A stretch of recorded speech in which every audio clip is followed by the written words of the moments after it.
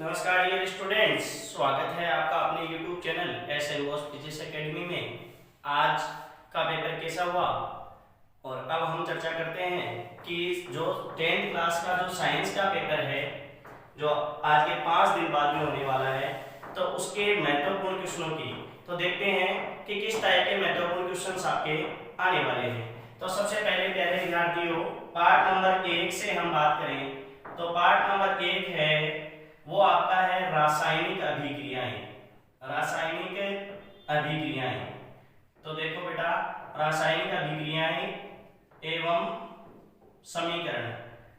तो देखिए इससे किस टाइप के क्वेश्चंस आपके आने वाले हैं। तो देखो पहला क्वेश्चन इससे बनता है द्रव्यमान संरक्षण नियम बताइए। और क्या है द्रव्यमान संरक्षण नियम? कि रासायनिक अभिक्रिया में न तो द्रव्यमान का निर्माण होता और न ही द्रव्यमान का विनाश, अर्थात अभिकारकों का द्रव्यमान और उत्पादों का द्रव्यमान बराबर होता है। अब देखिए दूसरा प्रश्न ऐसे पूछ सकता है, कार्बन के दहन की अभिक्रिया लिखिए। कार्बन के दहन की अभिक्रिया लिखिए। और कार्बन की जगह आपको ऐसा भी पूछ सकता है कि कोयले के दहन की अभिक्रिया लिखो। तो कोयले और कार्बन के दहन की अभिक्रिया बहुत ही महत्वपूर्ण है, C+O2 = CO2।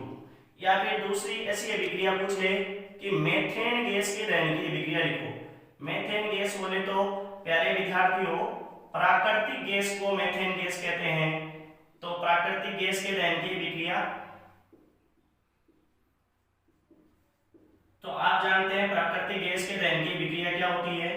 तो CH4 मेथेन को हम प्राकृतिक गैस बोलते हैं CH4, और इसकी अभिक्रिया ऑक्सीजन के साथ में होगी तो CO2 बनेगी प्लस H2O बनेगा। तो ये हो गई आपके प्राकृतिक गैस के दहन की अभिक्रिया। फिर अगली बात, मानव श्वसन अभिक्रिया उष्माक्षेपी अभिक्रिया क्यों है? तो देखिए मानव श्वसन अभिक्रिया, जैसे भी हम जितना खाद्य पदार्थ खाते हैं वो सब ग्लूकोज में बदल जाता है, और ग्लूकोज का विखंडन होता है ऑक्सीजन से, और क्या बनता है कार्बन डाइऑक्साइड प्लस H2O और प्लस ऊर्जा बनती है। तो इसलिए इसको क्या बोलते हैं? उष्माक्षेपी अभिक्रिया। ठीक है, तो मानव श्वसन अभिक्रिया उष्माक्षेपी अभिक्रिया क्यों है, ऐसा भी पूछा जा सकता है। फिर दूसरी बात करें प्यारे विद्यार्थियों, तो कुछ एक परिभाषाएं मैं आपको महत्वपूर्ण बता देता हूं। तो देखिए परिभाषाओं में एक तो संयोजन की पूछ सकता है, संयोजन अभिक्रिया। तो वह अभिक्रिया जिसमें 2 या 2 से अधिक अभिकारक मिलकर एकल उत्पाद का निर्माण करते हैं, संयोजन अभिक्रिया कहलाती है। दूसरे प्यारे विद्यार्थियों बात कर सकते हैं तो अवक्षेपण अभिक्रिया। और तीसरी पूछे तो आपको ऐसा क्वेश्चन पक्का पूछेगा जो मैं आपको बताने वाला हूं महत्वपूर्ण, कि एक पदार्थ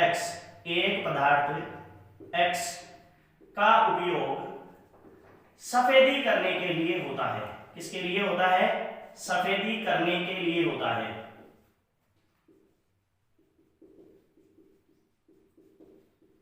पहला क्वेश्चन, पदार्थ X का नाम बताइए। पदार्थ X का नाम बताइए।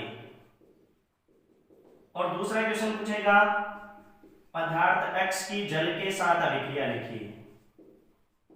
जल के साथ अभिक्रिया लिखिए।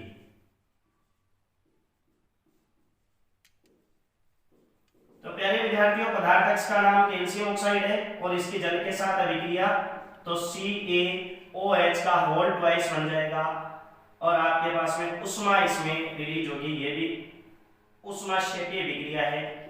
दूसरी पहले विद्यार्थियों एक महत्वपूर्ण परिभाषा जो मैं आपको बता दूं वो आएगी आपके रेडॉक्स रिएक्शन किसे कहते हैं।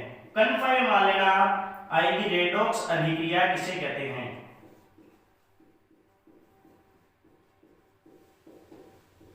जिसमें अपचयन और उपचयन दोनों होता है उसको रेडॉक्स अभिक्रिया कहते हैं। फिर प्यारे विद्यार्थियों एक क्वेश्चन पूछ सकता है संसारण के बारे में।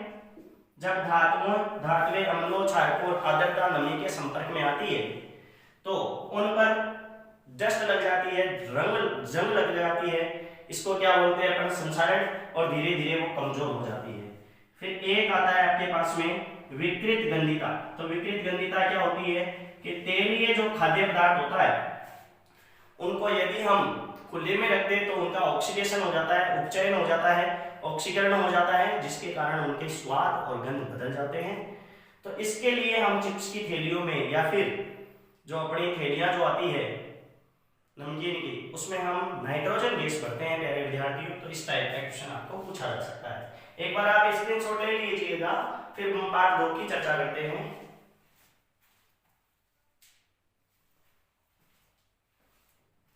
तो डियर स्टूडेंट्स, अगला देखते हैं। देखो चैप्टर नंबर 2, चैप्टर नंबर 2 है अम्ल, क्षारक और लवण। तो देखो इससे कौन से क्वेश्चन आपके बनने वाले हैं। चैप्टर नंबर 2 अम्ल, क्षारक एवं लवण। देखिए प्यारे विद्यार्थियों, सबसे पहला क्वेश्चन तो इससे बनेगा, उदासीनीकरण अभिक्रिया की परिभाषा लिखिए। उदासीनीकरण अभिक्रिया से आप क्या समझते हैं? कंफर्म ही मान लेना, ये क्वेश्चन पक्का आएगा। तो उदासीनीकरण अभिक्रिया क्या होती है? वह अभिक्रिया जिसमें अम्ल और क्षारक अभिक्रिया करके लवण और जल बनाते हैं, ऐसी अभिक्रिया को उदासीनीकरण अभिक्रिया कहते हैं। दूसरा क्वेश्चन प्यारे विद्यार्थियों वो ऐसे बनेगा, दो कृत्रिम और इसका दूसरा नाम संश्लेषित सूचकों के उदाहरण बताइए। किसके उदाहरण बताइए? आया हुआ भी है ये क्वेश्चन, सूचकों के उदाहरण दीजिए। प्यारे विद्यार्थियों, एक फिनाइल एल्कलीन होता है और एक क्या होता है? Orange methyl. फिर मैं आपको बात बताऊं, अगली यहां से जो आएगा क्वेश्चन, तो वो आपके आ सकता है क्लोर क्षार प्रक्रिया किसे कहते हैं? क्लोर क्षार प्रक्रिया। प्यारे विद्यार्थियों, जब हम नमक के NaCl के जलीय विलयन का विद्युत अपघटन करते हैं तो एनोड पर तो अपने क्लोरीन गैस निकल जाती है और कैथोड पर अपने हाइड्रोजन गैस निकल जाती है, और बचता जो विलयन है वो NaOH बन जाता है। प्यारे विद्यार्थियों, सोडियम हाइड्रोक्साइड बन जाता है। ये प्रबल क्षारक है, इसलिए इसको क्या बोलते हैं? क्लोर क्षार प्रक्रिया कहते हैं। अब देखिए अगला क्वेश्चन प्यारे विद्यार्थियों, आपको जो पूछा जा सकता है वो मैं बता दूं। विरंजक चूर्ण का रासायनिक सूत्र बताइए। विरंजक चूर्ण, दूसरा नाम इसका होता है ब्लीचिंग पाउडर। ब्लीचिंग पाउडर प्यारे विद्यार्थियों का रासायनिक सूत्र पक्का कंफर्म मान लेना आप। तो देखिए ब्लीचिंग पाउडर का रासायनिक सूत्र बताइए, ऐसा क्वेश्चन आएगा। ये होता है प्यारे विद्यार्थियों CaOCl2 calcium oxychloride bleaching powder. अब अगला क्वेश्चन यदि हम बात करें तो अति महत्वपूर्ण क्वेश्चन और पक्का आपको साइंस के एग्जाम में देखने के लिए मिलेगा, सोडियम हाइड्रोक्साइड की। किसकी भाई? सोडियम हाइड्रोक्साइड के साथ जिंक की अभिक्रिया लिखिए। जिंक की अभिक्रिया लिखिए। पक्का पक्का क्वेश्चन आने वाला है ऐसा। तो देखिए किस टाइप की अभिक्रिया होती है मैं बता देता हूं। ये लो sodium hydroxide NaOH plus Zn और इक्वल्स टू आ जाएगा Na2ZnO2 सोडियम जिंकेट और प्लस हाइड्रोजन गैस। एक क्वेश्चन आपको कंफर्म मिलेगा, मैं दावे के साथ कह सकता हूं। क्या क्वेश्चन मिलेगा कि धात्विक अम्लों के साथ अभिक्रिया करके, धात्विक अम्लों से अभिक्रिया करके कौन सी गैस उत्सर्जित करती है?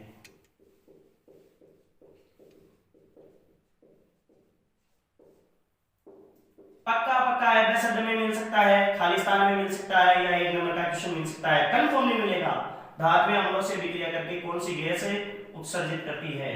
तो प्यारे विद्यार्थियों, धात्विक अम्लों के साथ अभिक्रिया करके कौन सी गैस उत्सर्जित करती है? हाइड्रोजन गैस उत्सर्जित करती है। यदि क्षारक से पूछे तो भी हाइड्रोजन गैस उत्सर्जित करती है। ये पोप ध्वनि के साथ में ये जलने वाली गैस है। अच्छा, एक प्यारे विद्यार्थियों क्वेश्चन, उभयधर्मी ऑक्साइड से आप क्या समझते हैं? उभयधर्मी ऑक्साइड से आप क्या समझते हैं?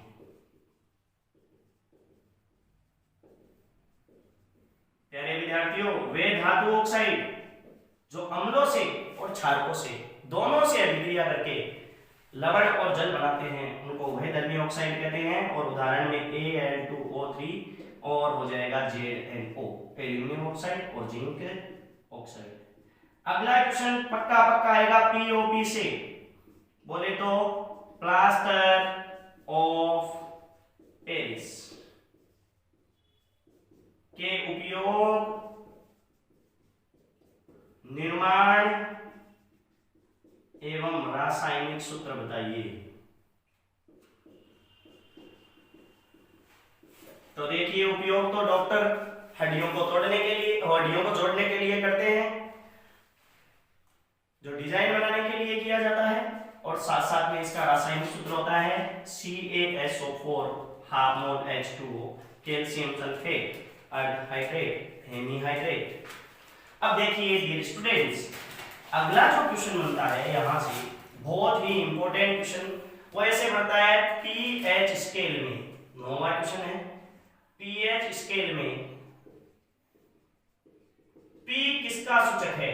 कंफर्मली ये क्वेश्चन बनेगा, इनमें से आएंगे, एक सिंगल क्वेश्चन बाहर नहीं जाएगा, आप देखना। तो पीएच स्केल में पी है, ये पुषांश, इसका मतलब होता है पुषांश, और पुषांश का शाब्दिक अर्थ होता है हिंद, शक्ति। पुषांश का शाब्दिक अर्थ क्या होता है? शक्ति। और एक महत्वपूर्ण क्वेश्चन प्यारे विद्यार्थियों जो मैं आपको बताने वाला हूं कि अम्ल को तनुकृत करते समय, क्या करते समय? तनुकृत करते समय जल में अम्ल मिलाना चाहिए, जल में अम्ल मिलाना चाहिए, अम्ल में जल नहीं। क्यों? क्योंकि प्यारे विद्यार्थियों, यदि आप जल में अम्ल मिला देंगे तो यह अभिक्रिया उष्माक्षेपी अभिक्रिया होगी, और आपका जो पात्र है वो कांच का पात्र है, उष्माक्षेपी के कारण, उष्मा के कारण टूट सकता है, और आपके हाथ जल सकते हैं, कपड़े जल सकते हैं, या फलन आस्फलित हो सकता है, तो आपके मुंह पे भी वो गिर सकता है और आपका मुंह भी जल सकता है। इसलिए हम क्या करते हैं, जल में अम्ल मिलाते हैं और धीरे धीरे मिलाकर डालते हैं। और एक बड़ा ही महत्वपूर्ण क्वेश्चन यहाँ से प्यारे विद्यार्थियों जो आपको पूछेगा, 11वां क्वेश्चन में बता दूं महत्वपूर्ण और कंफर्मली पूछा जाएगा, चींटी के डंक में, चींटी के डंक में कौन सा अम्ल होता है? तो प्यारे विद्यार्थियों, चींटी के डंक में मेथेनोइक अम्ल होता है, फार्मिक एसिड भी आप लिख सकते हैं, फार्मिक एसिड, या फिर बोलते हैं मेथेनोइक अम्ल। एक आपको दो उदासीन पदार्थों के नाम पूछ सकता है, दो उदासीन पदार्थों के नाम बताइए। तो प्यारे विद्यार्थियों, NaCl नमक उदासीन है, H2O जल उदासीन है, लिटमस विलियम उदासीन है। एक ऐसा भी क्वेश्चन आ सकता है कि अम्ल कौन से लिटमस पत्र को किसका कर देते हैं? तो अम्ल नीले लिटमस पत्र को लाल कर देते हैं। और मैं प्यारे विद्यार्थियों आपको क्वेश्चन बताऊं तो यहां से एक महत्वपूर्ण क्वेश्चन, रक्त की पीएच बताइए, रक्त की पीएच बताइए। तो मनुष्य के रक्त की पीएच होती है 7.4। देखो और क्वेश्चन बताता हूं, देखो इमली में कौन सा अम्ल पाया जाता है? तो इमली में पाया जाता है टार्टरिक एसिड।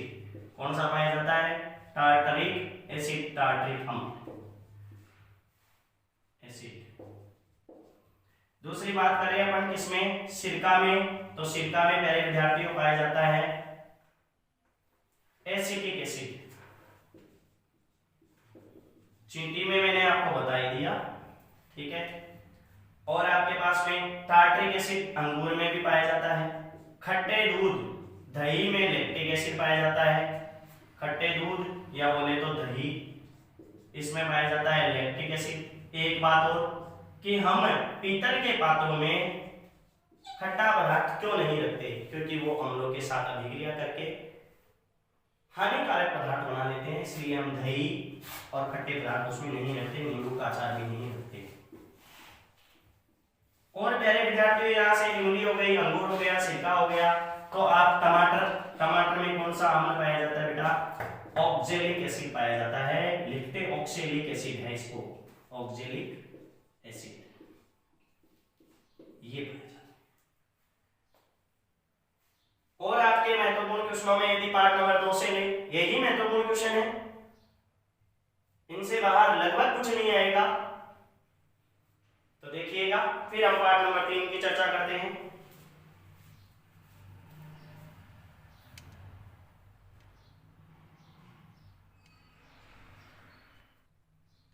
किस्मत वालों को उतना ही मिलता है जितना मेहनत करने वाले छोड़ देते हैं।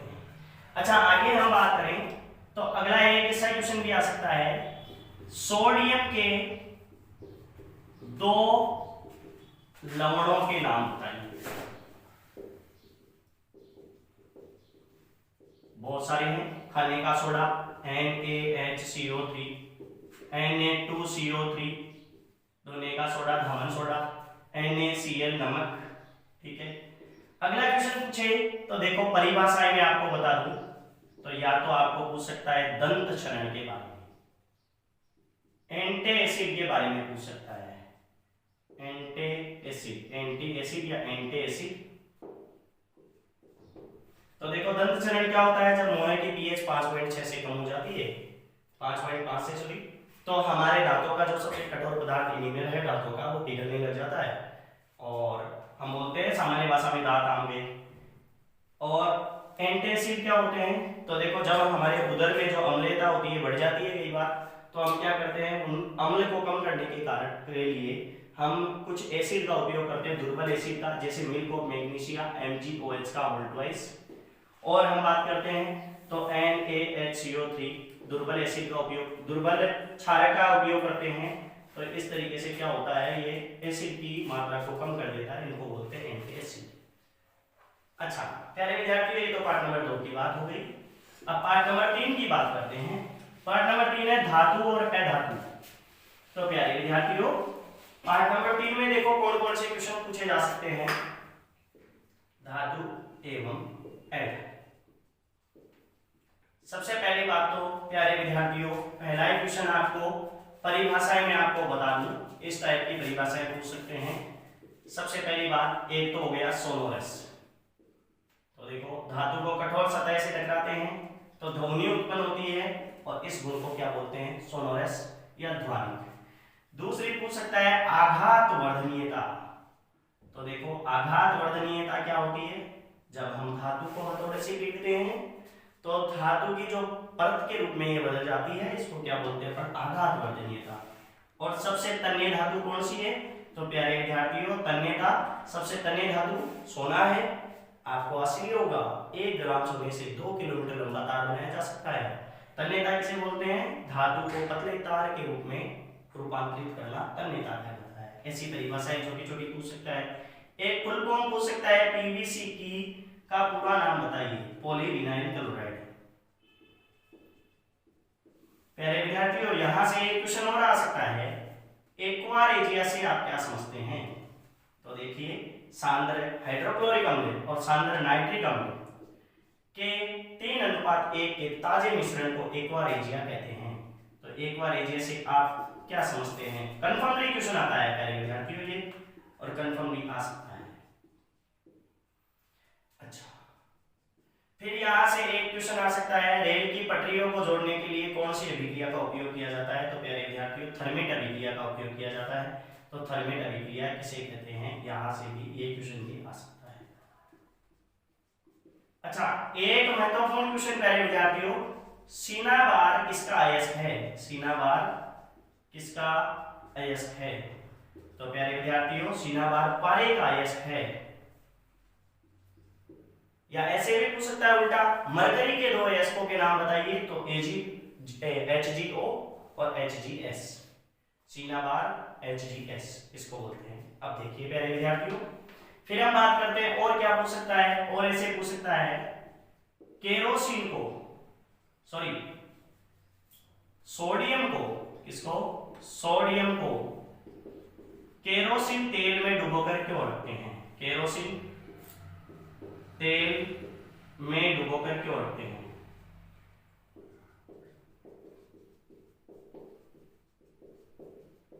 क्योंकि सोडियम पोटेशियम ऐसी धातुएं हैं जो वायु से अभिक्रिया करके आग पकड़ लेती है, इसलिए इनको केरोसिन तेल में डुबोकर रखते हैं। अब देखिए अगला क्वेश्चन।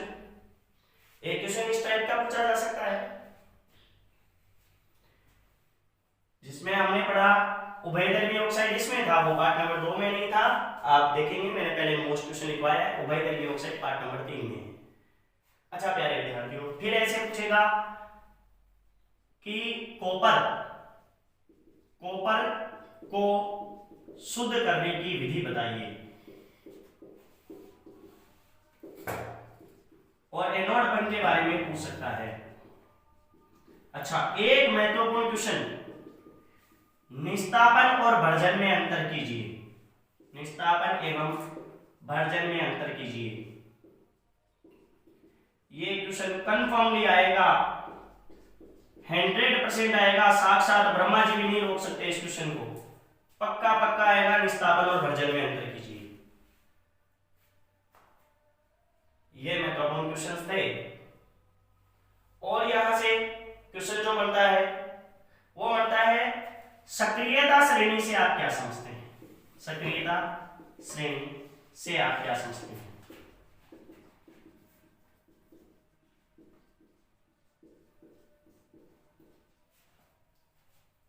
तो सक्रियता श्रेणी, जब धातुओं की अभिक्रियाशीलता के आधार पर धातुओं को हम अवरोही क्रम में रख दें तो इस श्रेणी को क्या बोलते हैं? सक्रियता श्रेणी। सबसे ज्यादा सक्रिय धातु के नाम बताओ, तो आप जानते हैं कनक में आलू, जीका, हवा, पीका, क्यों? तो सोडियम और पोटेशियम सबसे अधिक सक्रिय धातुएं हैं। एक क्वेश्चन, सोने की शुद्धता किसमें मापी जाती है? यह भी महत्वपूर्ण क्वेश्चन है। तो किसमें मापी जाती है भाई? कैरेट में मापी जाती है। और क्वेश्चन, कांसा किन किन धातुओं का मिश्र धातु है? कांसे के बारे में पूछ सकता है, पीतल के बारे में पूछ सकता है, और विद्युत सोल्डर के बारे में पूछ सकता है।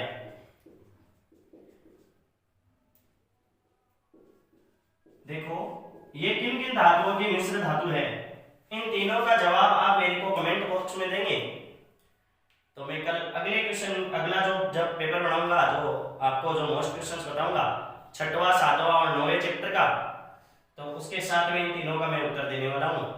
तो ऑल द बेस्ट स्टूडेंट्स। अभी आपके पास पूरे 4 दिन पड़े हैं, आप अच्छी तैयारी कीजिए। और यदि आपके किसी भी टॉपिक में आपको प्रॉब्लम है अभी भी साइंस में, तो आप मेरे को सहज कमेंट बॉक्स में बता सकते हैं। मैं आपकी जो समस्या है उसको सॉल्व करूंगा। जय हिंद, जय भारत, ऑल द बेस्ट।